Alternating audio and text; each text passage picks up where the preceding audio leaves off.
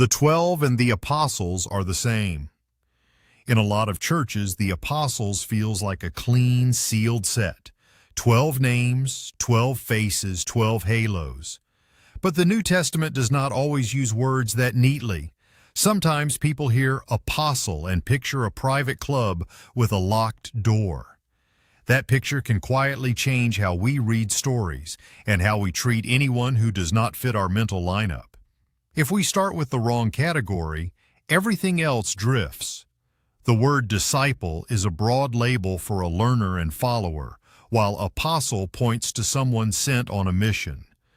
The 12 are a specific group Jesus chose, and they matter as a symbol of new Israel, leadership, and witness.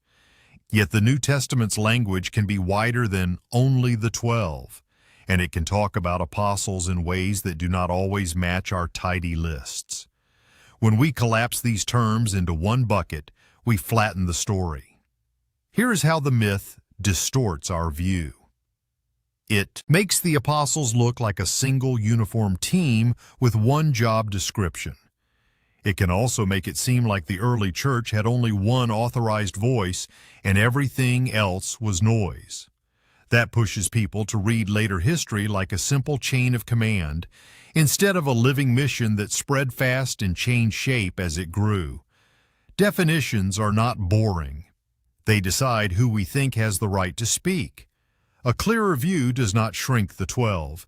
It places them where the text places them. Important, foundational, and unique. But it also helps us notice when apostle is being used in a broader sense than our childhood posters. When we stop forcing the labels to mean the same thing every time, the apostles feel less like museum statues and more like real people sent into real chaos. And that is where their courage starts to shine. Paul was not a real apostle, or just apostle number 13. Some people treat Paul like an intruder, a later voice that barged into a room that belonged to the 12. Others treat him like a spare tire, useful, but not part of the real vehicle. This myth is powerful because it feels protective. It sounds like it is defending Jesus' original circle. But if we get Paul wrong, we do not just misread a man. We misread how calling and authority work. Part of the confusion is that people assume apostle must always mean one of the 12. Another part is that Paul's story does not begin with walking beside Jesus in Galilee. Yet the New Testament presents Paul as a central figure in the mission, especially in the second half of Acts, where his work dominates the narrative. Whether you love Paul or struggle with him, the text forces you to take him seriously. The myth also gets used like a weapon. When someone dislikes Paul's teaching, it becomes tempting to say, he does not count. When someone wants to win a debate, it becomes tempting to say, he counts more than everyone. Both moves turn apostle into a badge for our side. But the deeper question is not which team is Paul on. It is, what kind of messenger does God send and why? If your view of apostles cannot make room for a surprising calling, it will become fragile. The early church had to learn that God's mission was bigger than their comfort. Acts itself spotlights Paul's role in that mission in a major way. You do not have to settle every argument tonight, but you can hold this question gently. What do you think we lose when we treat Paul as a footnote? And why in your comments? Acts gives a full, balanced history of all apostles' missions. Acts is often read like a complete documentary, as if Luke followed every apostle with a camera crew. So when Acts is quiet about someone, people rush to fill the silence with legends, timelines, and confident maps. That feels comforting. A full story helps us sleep. But this is where the myth begins. It treats Acts as a total archive, instead of a shaped narrative with a purpose. Many introductions to Acts notice a simple pattern. Peter is prominent in the early chapters, and Paul becomes dominant later. That alone should slow down our assumptions.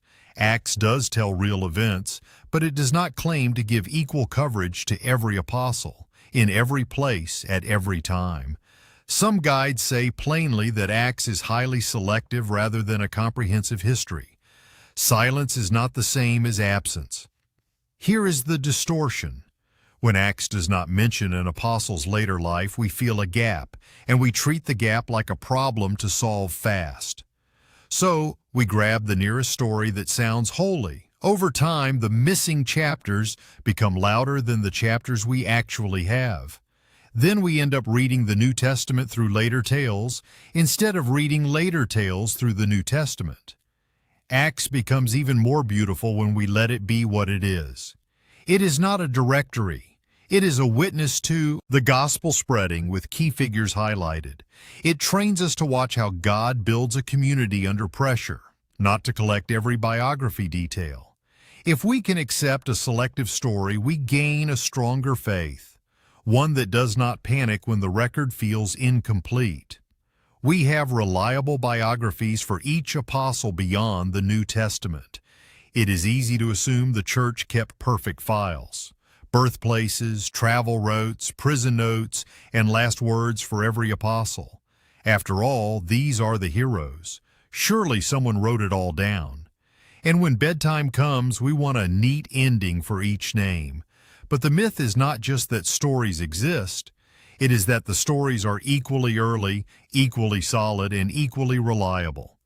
In many discussions, people admit something uncomfortable. Outside the New Testament, information on several apostles becomes thin, late, or hard to verify. Some apostles are better attested in tradition than others, but the overall picture is uneven. That does not mean every later story is false. It means we should not treat every vivid detail as if it has the same weight as earlier sources. The difference matters when teaching and preaching. The distortion shows up when biography becomes doctrine. A single dramatic story can start to define an apostle's personality, and then we preach that personality like Scripture. Another distortion is when we treat lack of early detail as a lack of importance. The silence can push us into two errors at once. Either we invent confidently or we dismiss quickly.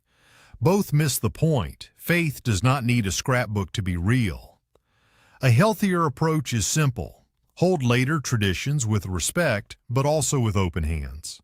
Some things we can say with confidence, and many things we cannot.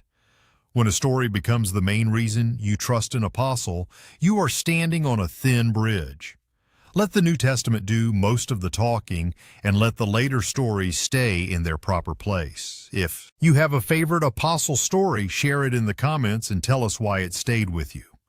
Every apostle's death is certain, well-documented, and identical in style. Martyr stories hit deep. They make fear feel meaningful. They make courage feel contagious. And sometimes they get used like a final proof. They all died this way, so everything must be true. But the myth is not that apostles suffered. The myth is that we have the same kind of historical evidence for each one, with the same level of detail and no big questions left to ask. Some research tries to evaluate what evidence exists for the deaths of the apostles and how strong or weak it is. And the picture is not uniform. Many Christians also wrestle with how later martyrdom accounts developed and how much confidence we should place in each tradition. This does not erase the value of testimony. It does remind us that well-documented is not a single label we can stamp onto every name. The distortion happens when certainty becomes a shortcut. If we oversell what we can prove, skeptical listeners feel tricked later and tender believers feel betrayed. Another distortion is when we use martyrdom like a competition, as if suffering makes someone's teaching more inspired or makes another apostle less important. The early church did not need matching death scenes to be faithful, and we do not need them either. A careful view can still be inspiring. Courage does not require perfect paperwork. We can honor the apostles' witness without turning every tradition into a courtroom exhibit. When we tell these stories, we can say what we know and also admit what we do not. That honesty is not weakness. It is a kind of reverence. and it can protect the next generation from fragile faith built on overconfident claims. The apostles wrote every New Testament book with their name on it. Names carry weight. If a letter says Peter, John, or Paul, the mind relaxes. We feel close to the apostle. We feel like we know the author's voice. This is why the myth matters. It makes authorship feel simple, like reading a signature on a painting. But the New Testament itself is not always that simple. Sometimes a book speaks with authority while keeping the author's name out of the spotlight. Hebrews is a clear example. It is anonymous in the text, even though it was later associated with Paul in parts of the church. Many modern scholars agree Hebrews was not written by Paul, even while people still debate who did write it. More broadly, discussions of the Pauline letters note that some are widely accepted as Paul's, while others have long been disputed. That landscape is more complex than most sermons admit. The distortion comes when we use apostolic names as a pressure tool. If a person thinks every name must equal direct authorship, then any doubt feels like an attack on Scripture itself. On the other hand, some people swing hard the other way and treat complexity as permission to distrust everything. Both reactions miss the point. The church's question has never been, "Is this simple?" It has been, "Is this faithful and true?" A wise approach is to lower the volume on panic. You can respect Scripture and still be honest that authorship and tradition are sometimes tangled. Hebrews can be powerful even while its author remains unnamed. When we stop using names like a hammer, we can hear the message more clearly, and we can talk about these questions without fear. The apostles never disagreed, corrected each other, or grew. In church memory, the apostles often feel like perfect statues, always calm, always aligned, always sure. That image is soothing, especially for bedtime listeners, but it can also be dangerous, because when we think the first leaders never struggled, we start to believe real Christians should never struggle either, and then fear slips in, fear of questions, fear of conflict, fear that doubt means you are disqualified. The New Testament shows at least one moment of open correction between top leaders. In Galatians 2:11-14, Paul describes opposing Peter in public because Peter's behavior had shifted and was affecting others.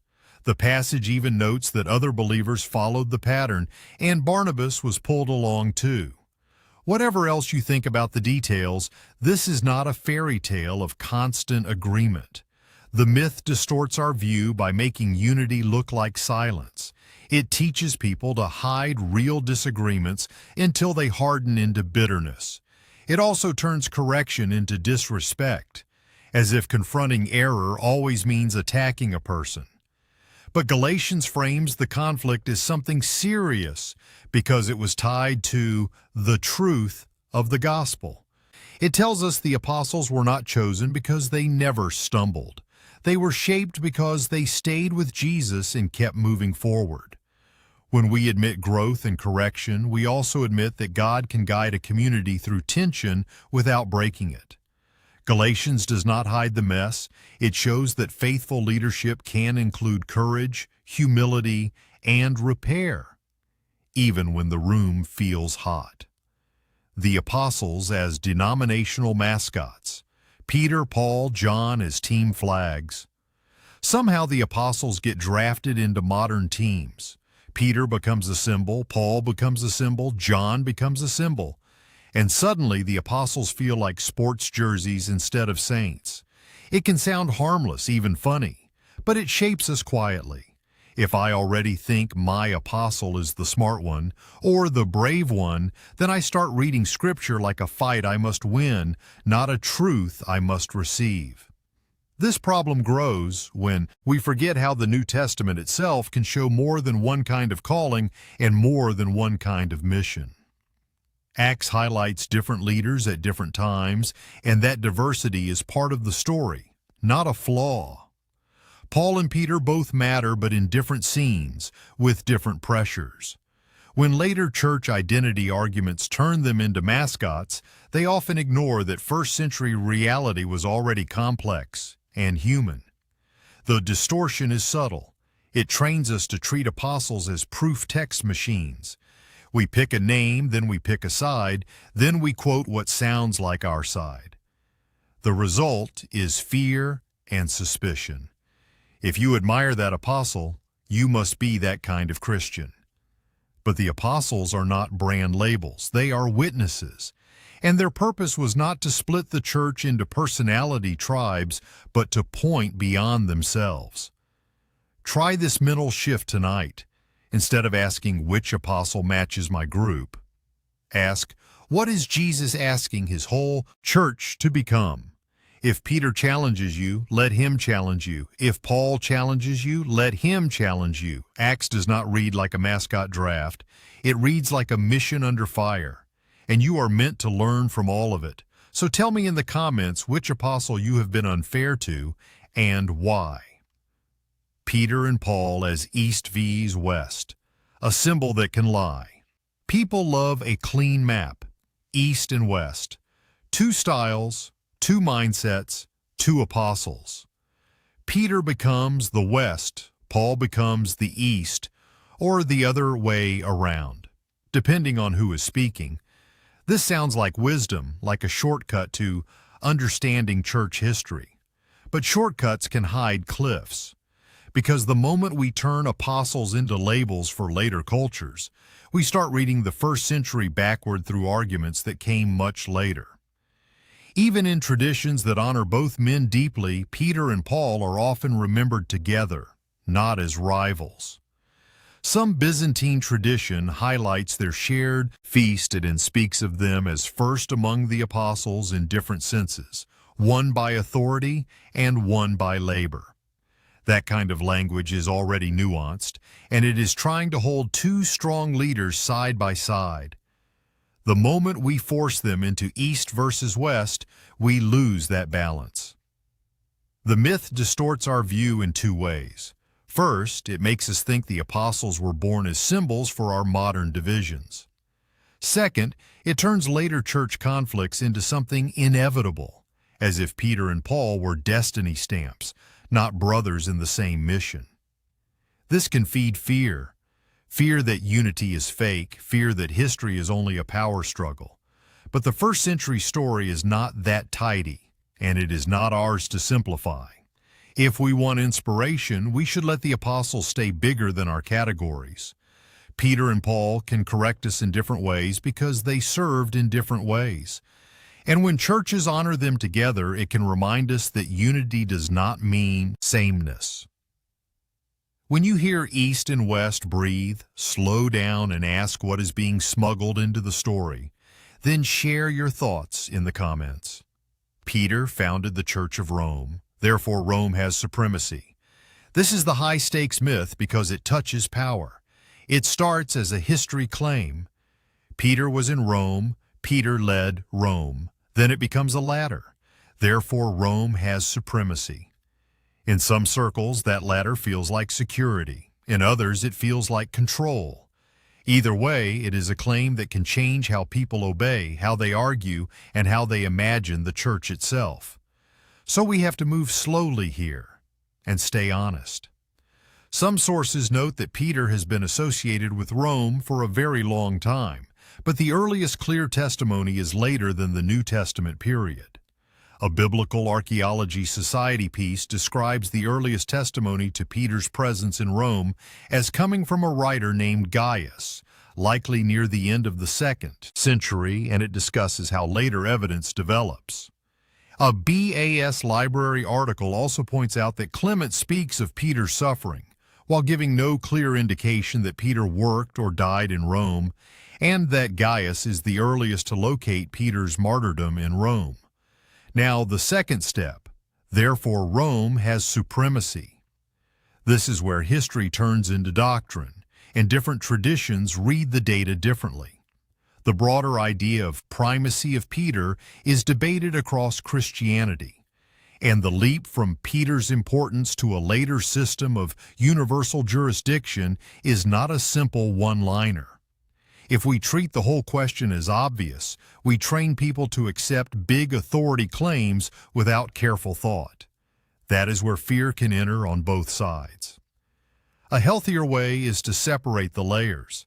You can discuss Peter and Rome with seriousness and still admit what is early, what is later, and what is interpretation. You can honor Peter's role without turning him into a weapon, and you can challenge overconfident claims without mocking sacred tradition. The apostles were sent to bear witness to Jesus, not to become props in our control stories, and that should sober us as we read. In the end, these myths do not just distort the apostles, they distort us. They can make us crave certainty where God gave witness and demand simplicity where God gave a living, growing church. Galatians shows leaders correcting each other, and history shows traditions forming over time. If you listen closely, the apostles still call us to courage, humility, and truth. If you like our content, consider subscribing. Or some topics didn't made in the list or topics that you want us to feature, please leave in the comments.